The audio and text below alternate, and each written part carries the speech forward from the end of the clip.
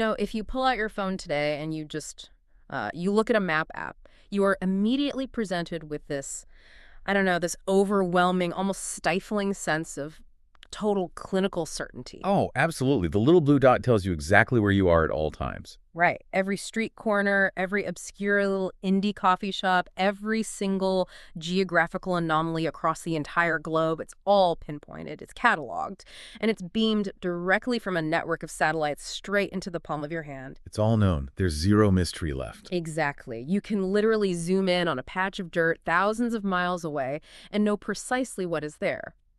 But if you roll the clock back just a few centuries, right, and you look at those old hand-drawn nautical maps, the experience is entirely different. Oh, yeah, the really ornate ones with the wind gods blowing in the corners. Yes, those exact ones. You trace the intricately drawn coastlines, but eventually you reach the edges of the known world, and suddenly the ink just gets a little blurry. The cartographer, faced with this terrifying reality of the unknown, they don't know what's out there. So they just draw a picture of a giant, scaly sea serpent and write, "Here be monsters." Which is just the ultimate historical admission of human ignorance when you really think about it. Right. I mean, we'd love to look back at those old maps and think, we've outgrown those blank spaces. We think our satellites have just completely eradicated the shadows. Yeah, we think we're so advanced. Right. But the psychological need for those blank spaces, it actually hasn't disappeared at all. The shadows have simply migrated. They've moved out of the physical oceans and kind of taken up permanent residence in our collective imagination. And occasionally they just claw their way out onto the big screen. Which perfectly sets up the massive stack of sources we are dissecting for you today. Because we are taking a deep dive into the incredibly dense industry and internet buzz surrounding the upcoming 2026 creature feature, the Yeti. And it is a mountain of bugs. A literal mountain. I mean, just looking at the sheer volume of material we've gathered for you today, it is very clear this project is operating on a totally different frequency than your standard, Friday night popcorn flick. Oh, for sure. We've got international distribution press releases coming out of Radiant Films. We have these highly specific, on-set, exclusive reports and release timelines from Collider. There's detailed casting analysis from Cinema Express. And some incredibly passionate breakdowns from indie horror blogs, too. Yeah, like David's Basement of the Bizarre. They went incredibly deep on the technical specs. We're pulling from Rue Morgue, from Joe Blow, and we're even going to dissect this completely organic, real-world YouTube trailer reaction that takes the lore of this film into a deeply, deeply unexpected sociological direction. Which is a genuinely remarkable cross-section of data. Because when you look at all these sources together, it points to a very specific cultural collision. What do you mean by collision? Well, on one hand, you have this rich, almost golden age nostalgia of 1950s cinema, right? Okay, yeah. But then on the other hand, you have this thoroughly modern, gritty, indie-style filmmaking ethos. And binding those two completely contradictory styles together is that exact universal human obsession with the unknown that you just mentioned, with those old maps. So they're tapping into that old school fear, but with a modern lens. Exactly.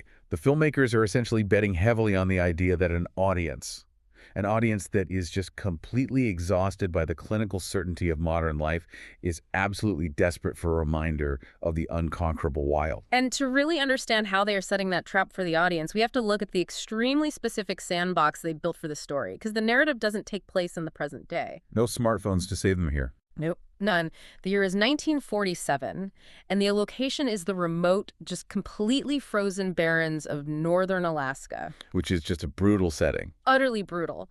So we're introduced to these two central figures who have just vanished without a trace.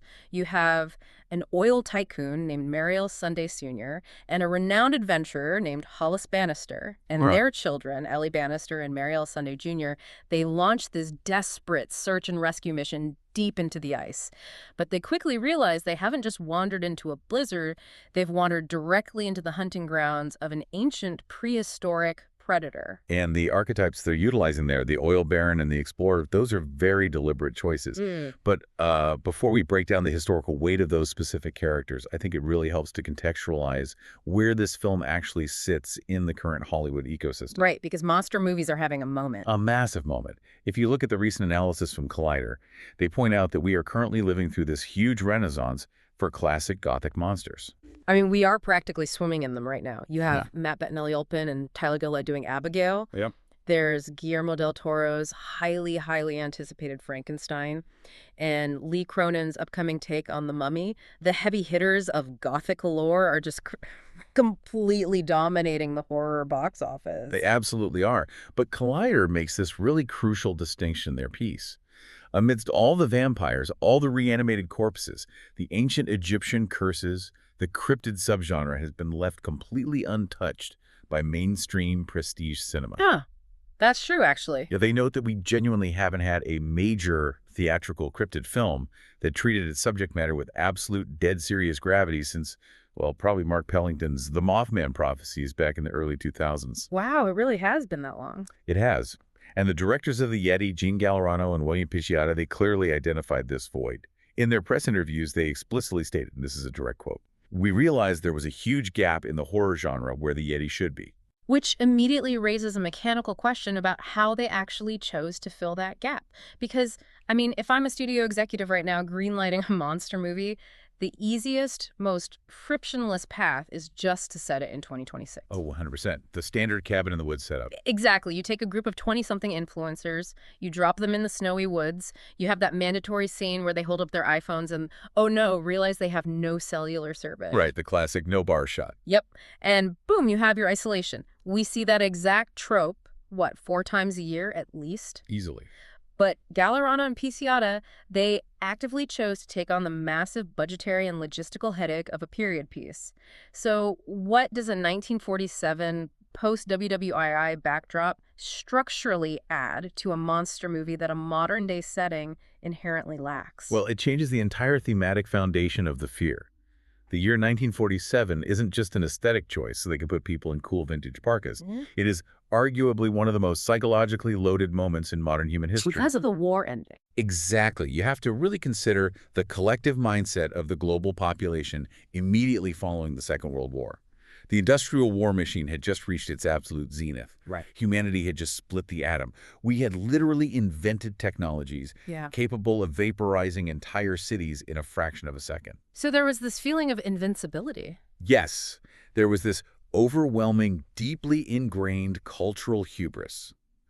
The prevailing narrative at the time was that mankind had finally, irrevocably conquered the natural world. Ah, okay. So it's less about the visual appeal of the era and more about setting up the ultimate bruised ego for humanity. Yes, yeah. You look at the characters who go missing. Mariel Sunday Sr. is an oil tycoon. He is the literal physical embodiment of mankind forcefully extracting resources from the earth, basically bending the planet to his will. Right. And then Hollis Bannister is an adventurer. He's a man whose entire identity is built on conquering geography for sport. Right. Those two men represent the absolute peak of 20th century human arrogance. So by placing them in 1947, the narrative allows the filmmakers to take that immense post-war hubris and just drop it into the single most unforgiving, desolate environment on the planet. Because the Alaskan Barrens do not care that you just won a global war. They do not care at all. They don't care about the atomic bomb. Setting it in this era removes the safety net of modern connectivity entirely.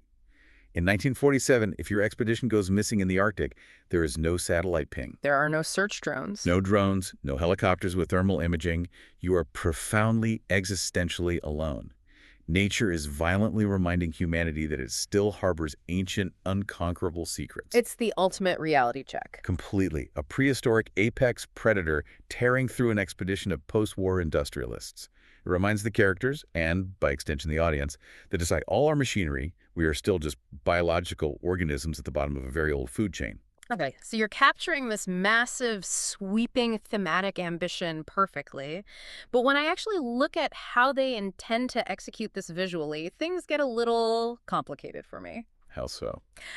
Well, let's look at the backgrounds of the co-directors and writers, Gene Gallerano and William Pisciata, because they do not have the typical resumes you would associate with a giant, big-budget creature feature. No, they really don't. Gallerano is an Emmy winner who cut his teeth on incredibly heavy, grounded documentaries. Things like The First Wave and all these projects for National Geographic. Very real, very raw stuff. Exactly. And Pisciata comes from the world of scrappy, deeply character-driven indie films. Stuff like Thunder Road and Beast Beast. So you have a documentary filmmaker and an indie dramedy director teaming up to shoot a 1947 Alaskan period slasher. Which is, yeah, a highly unconventional pairing. Yeah. But it suggests a complete rejection of that slick, manufactured visual style that kind of dominates modern studio horror right now. And they were actually quite transparent about this in a recent piece from Rue Morgue.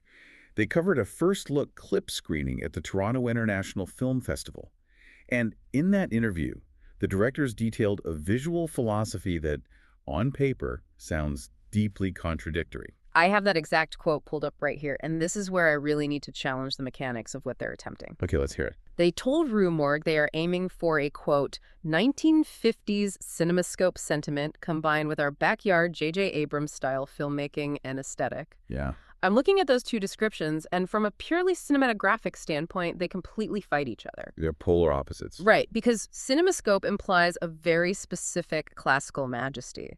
It relies on anamorphic lenses, ultra-wide aspect ratios, heavy cameras locked down on dolly tracks to capture these vast, pristine, sweeping landscapes. It's formal, it's epic. Don't worry, David Lean. Exactly, but the J.J. Abrams backyard aesthetic implies the exact opposite of that. It relies on lightweight, constantly moving cameras, pushing in uncomfortable close, catching anamorphic lens flares, introducing artificial dirt on the lens, and just creating this chaotic kinetic energy. Right. So if you try to smash classical formalism together with chaotic handheld grit, don't you just end up with a muddy, incoherent visual language? Can a movie actually be both things at the same time without giving the audience total whiplash? It is a massive risk. I mean, you were not wrong. But if executed correctly, that exact visual whiplash becomes their primary mechanism for generating tension. How does that work mechanically, though? Well, you have to break down how those two styles function psychologically for the viewer. The cinemascope element, which they're executing with their cinematographer, Joel Frome, by the way, serves a very specific geographical purpose. You need those formal, static, incredibly wide anamorphic shots to establish the overwhelming scale of the Alaskan wilderness. Okay, to show how big the environment is. Exactly. When you frame a human being as just a tiny speck against a massive, pristine glacier, you communicate their absolute insignificance. The wide shots establish the rules of the arena. They basically make the humans look helpless. Ah, I see. So the wide shot sets the trap. It lures the audience into this false sense of classical, majestic security. Precisely. The audience relaxes into the grandeur of it all. But the moment the trap snaps shut, the exact moment the prehistoric violence actually begins, maintaining that static formal distance would completely sterilize the horror. Because you'd just be watching it from far away. Right. You don't want the audience observing the attack from a safe, objective distance. You want them to feel the panic, the spatial disorientation, the sheer physical weight of the violence. So that's when they switch to the shaky cam. That is when you shatter the cinemascope sentiment and aggressively pivot into the backyard kineticism. Suddenly, the camera is off the tripod. It's intimate, it's chaotic, it's desperately trying to keep up with the action. Yeah. By slamming those two opposing visual styles together, the directors are forcing the audience to experience the psychological collapse of the characters in real time. Wow. You move instantaneously from this false sense of epic grandeur to brutal, suffocating, intimate survival. That tactile, suffocating camera work naturally leads us directly into the most heavily scrutinized technical element of this entire production. Because if you are going to push the camera right into the action, right up into the actors' faces, what exactly is the camera looking at? The monster. Right. And this brings us to the filmmaker's absolute, unyielding war on clean CGI. When you read the deep dives on indie horror blogs like David's Basement of the Bizarre, they're practically throwing a parade for this movie's technical mandates. Oh, the indie horror scene is loving this. Oh, they are obsessed. The site highlights that this is an R-rated, blood-spattered survival horror that explicitly, stubbornly avoids digital creature work. And the AMC Theater's official listing corroborates this too. They are heavily marketing the film's gruesome practical effects. They actually built a towering physical creature suit. Which, honestly, in 2026 is a staggering financial and logistical mountain to climb. It really is. Because the industry standard has entirely shifted away from this. Building a physical suit that can hold up to the microscopic scrutiny of modern 4K and 8K digital sensors is incredibly difficult. Rubber often just looks like rubber when it's lit improperly. Right, the suspension of disbelief is so incredibly fragile with physical suits. It is. But the brilliance of their approach lies in who they hired to solve that problem. The creature design is spearheaded by Wayne Anderson and Ollie Gordon. Which is the most deeply ironic twist in this entire production narrative. It really is. Because Wayne Anderson and Ali Gordon are not your traditional old school practical effects guys who have been, hiding in a garage making foam latex appliances since the 1980s. No, that They are absolute titans of modern digital spectacle. We are talking about the artists behind the creature work in Jurassic World, Fallen Kingdom, and Avatar, The Way of Water. massive, massive digital films. Right. They have spent the last decade building some of the most expensive, elaborate, rendering-intensive CGI creatures in the history of cinema. And yet, here they are, effectively reverting to the technology of a bygone era, building a real, physical, hairy monster suit in a workshop. Yeah. Why hire masters of the digital domain to build a physical object? Because an artist who has spent thousands of hours trying to make a digital creation look real on a computer monitor understands exactly what CGI usually fails to Oh, capture. that makes a lot of sense. Right? When you render a creature digitally, the hardest elements to fake are weight, the actual displacement of air, and how complex real-world lighting interacts with physical textures like matted fur or, atmospheric moisture. Anderson and Gordon know the limitations of the digital pipeline better than anyone alive. So they know exactly why a physical suit is better. Yes.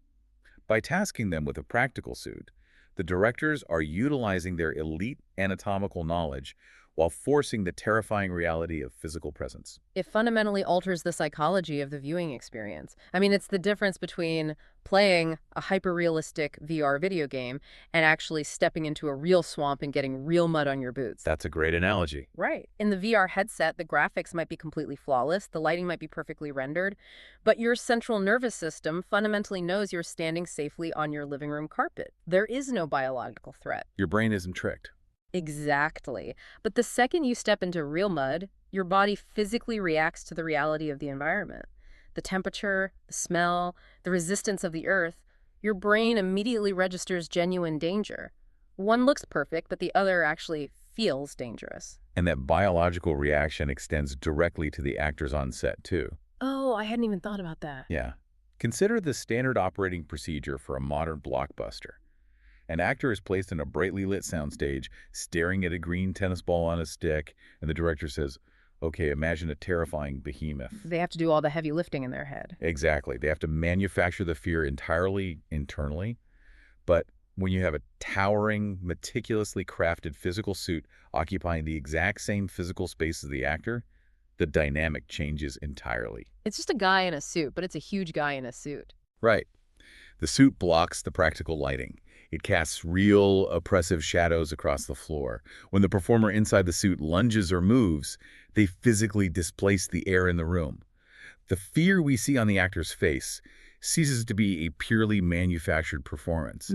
It becomes an involuntary biological reaction to a massive physical object invading their personal space. You can actually see that exact dynamic playing out in the exclusive image that Collider released. Oh, the under-the-bed shot. Yes.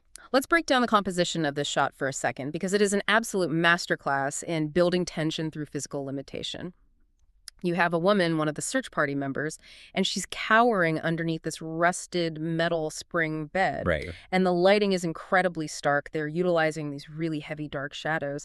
And hanging down from the very top edge of the frame, just inches away from her face, is this massive, heavy, matted, hairy hand ending in these long, jagged fingernails. It's terrifying. It really is. We don't see the monster's face. We don't see the full scale of the suit. We just see this single, terrifying, physical appendage occupying real space right next to her. And by restricting the view like that, the filmmakers are using the physical limitations of the suit to their advantage. What do you mean? Well, a practical suit might look slightly awkward if you show it sprinting across a wide-open tundra in broad daylight. Oh, sure. You'd see the seams, the way the knees bend. Exactly. But when you hide 90% of it in the shadows, and you only allow the physical textures, the fur, the dirt, the claws, to catch the practical light, the audience's imagination fills in all the terrifying blanks. It is a brilliant reclamation of the tactile terror that defined the golden age of monster cinema. And that tangible physical threat requires a very specific type of cast to react to it. And the ensemble they have assembled here is honestly fascinating. It's an eclectic mix, for sure. Very. When you read the casting breakdowns from Cinema Express, the roster reads like a bizarre, highly volatile chemistry experiment in genre acting. You have William Sadler, who is stepping into the role of the missing adventurer Hollis Bannister. And Sadler brings this immense, grizzled 90s genre wheat to the project. I mean, mainstream audiences know him from The Shawshank Redemption, but for the hardcore horror crowd. Oh, he brings the exact specific energy of Tales from the Crypt. Demon Knight. Yes, Demon Knight. He is an absolute legend. And then you pair him with Corbin Burnson, known for Psych and the Dentist, who is playing the tycoon. Then you bring in younger, sharp indie talent like Brittany Allen from What Keeps You Alive and Eric Nelson from 1883. All very solid, grounded genre actors. Exactly. But the casting choice that completely alters the gravitational pull of this entire ensemble is Jim Cummings. Jim Cummings operates on a completely different tonal frequency than the rest of that cast. He really does. He has built a highly specific career in films like Thunder Road and The Wolf of Snow Hollow. He has absolutely perfected the art of the neurotic, mumblecore panic attack. That is the perfect way to describe it. He plays these deeply stressed out, emotionally fragile men who are simultaneously hilarious and completely tragic to watch. So, structurally, how does that work? You have a cast rooted in heavy, dramatic, traumatic survival horror, and you just drop a tragicomic indie darling right in the middle of them. It sounds like a tonal disaster waiting to happen. Right. The Joe Blow article actually observed this. They noted that the trailer exhibits this wild, tonal tightrope, balancing serious dread with a slight goofiness that evokes old grindhouse faux trailers. From a mechanical perspective, doesn't introducing an element of humor run the risk of completely deflating the horror? It is a totally counterintuitive concept. Well, But historically, the deliberate injection of humor is actually the most effective way to amplify dread. really, how so? You have to consider the physiological endurance of an audience in a theater. If you subject a viewer to 90 straight minutes of relentlessly bleak, serious, unyielding tension, their central nervous system eventually just adapts to it. Oh, I see. The tension just becomes a flat line. Exactly. They numb to the experience. It's fatigue. You just get tired of being stressed out, and the scares literally stop registering. Precisely. To keep the scares potent, you have to manufacture a cycle of tension and release. And this is exactly where an actor like Jim Cummings becomes invaluable. By introducing a character who can play slightly heightened, neurotic melodrama, which is a total hallmark of that grindhouse tone, by the way, you give the audience permission to temporarily lower their guard. So he's the pressure valve. Exactly. A moment of dark comedy or an awkward, deeply human interaction breaks the tension. The audience laughs, their shoulders drop, and in that exact fraction of a second when they are physically and psychologically relaxed, bam, the film delivers a brutal practical effects scare. Ah, so it hits them when they're not bracing for it. Yes, the horror feels infinitely more invasive and violent because it completely shatters a moment of vulnerability. The humor doesn't deflate the horror. It resets the baseline, ensuring that every subsequent scare hits with maximum visceral impact. The physiological mechanics of a jump scare rely entirely on that contrast. That makes total sense. And what is truly fascinating to me is how that visceral, manufactured tension is bleeding out into the real world, heavily influencing how audiences are interacting with the film's lore before it even hits theaters. Oh, the online reaction has been wild. It is out of control. This isn't just film critics debating the merits of anamorphic lenses on film Twitter. The organic, ground-level internet reaction is taking the mythology of this film into some deeply complex sociological territory. The audience engagement with the trailer is perhaps the most revealing data point we have regarding the current cultural climate. I totally agree. We actually pulled a transcript from a very popular YouTube trailer reaction video by a creator who goes by Yaboydam. And he didn't just react to the scares or the gore, he completely zeroed in on the specific dialogue used to establish the Yeti's background. He caught the lore. He really did. He isolates a quote from the trailer where a character states the creature is, quote, blamed for all sorts of things, monsters, myths, signs from the gods. And he couples that with another line declaring the beast has survived since the birth of Christ, 20,000 years of primal evolution. Which tells us that the filmmakers are very deliberately establishing the creature not as a localized anomaly, but as a constant ancient presence, one that has been running parallel to human history for millennia. Right. And Yaboydem takes that fictional lore and just launches into this fascinating philosophical tangent about a concept known as predictive programming. Right, this is where it gets really interesting. Yeah, he starts genuinely questioning whether pieces of media like the Yeti or long-running shows like The Walking Dead and even classic films like Night of the Living Dead are secretly functioning as a form of soft disclosure from the powers that be. A kind of conditioning for the public. Exactly. He argues that the physical mass of the planet, particularly the sheer depth of the oceans and the vastness of unexplored cave systems, is simply too immense for modern science to confidently claim we have cataloged everything.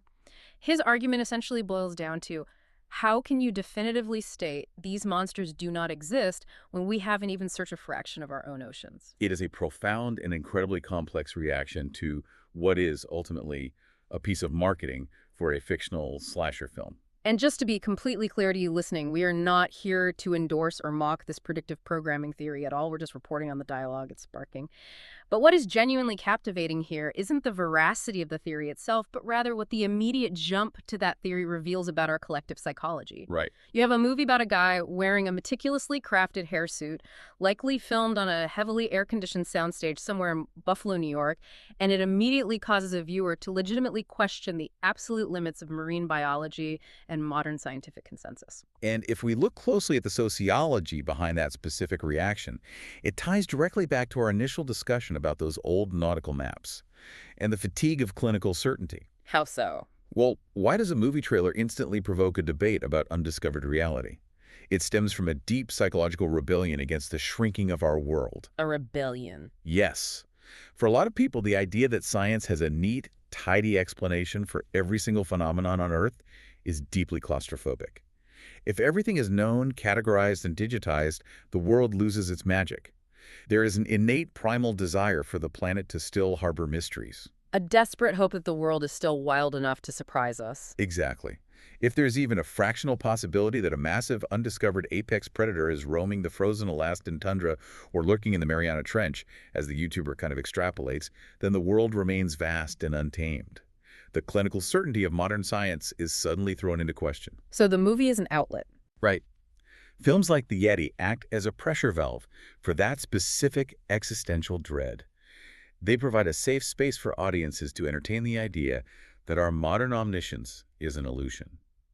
The conspiracy theory of predictive programming in this specific context is simply a modern expression of hoping that the sea serpents drawn on the edges of the old maps are actually still out there, just waiting in the dark. It sounds like fear on the surface, but at its core, it is actually hope. It really is. And what is truly remarkable from a pure industry perspective is how incredibly bankable that primal psychological hope actually is. That desire to believe in monsters translates directly into massive, tangible global currency. Well, the financial architecture behind this film's distribution proves that the appeal of the creature feature is absolutely not confined to any single demographic. It is a globally recognized commodity. Let's break down the actual mechanics of how this film is being sold to the world right now, looking at the press releases out of Radiant Films. They broker the global distribution deals at the American Film Market, or AFM, in Las Vegas. Which is a massive industry event. For those unfamiliar with the mechanics of independent film financing, the AFM is essentially where sales agents pitch upcoming or completed films to foreign buyers, trying to secure distribution guarantees territory by territory. And the geographic spread of the buyers who rush to acquire the Yeti is honestly staggering. It's sold everywhere. Everywhere. You have Plan acquiring the rights for the United Kingdom, Germany, and Italy. And it's really worth noting that Mimi Steinbauer, the CEO of Radiant Films, explicitly pointed out that Plan is the exact same distributor that turned the ultra-violent, super niche horror film Terrifier 3 into a massive mainstream global success. Which is a huge flex for Radiant Films. Massive. They know exactly how to market abrasive, practical effects-driven horror to European audiences. That is a highly strategic partnership that guarantees the film won't just be dumped onto a random streaming service in Europe. It will be pushed as a legitimate theatrical event. But the acquisitions extend far beyond just traditional European markets. Aqua Pinema secured the rights for Turkey. Empire Networks bought it for India. Phoenicia Pictures is handling distribution across the entire Middle East, and Rialto secured Australia and New Zealand. And simultaneously, back in the domestic U.S. market, Well, Go USA has orchestrated this surgically precise tiered rollout strategy. Tell us about the U.S. states. Well, the film gets its world premiere at the highly respected Beyond Fest in Chicago on April 3rd. Okay. It then receives a strictly limited 2-day-only theatrical window at AMC theaters on April 4th and 8th, and then finally it hits digital platforms on April 10th. That domestic strategy is built entirely on the mechanics of scarcity marketing, isn't it? 100%. By premiering at Beyond Fest, they generate authentic, ground-level word of mouth within the hardcore genre community. Then, the extremely limited 2-day AMC run creates a sense of urgent FOMO fear of missing out. Yeah, you either go on Tuesday or you miss it.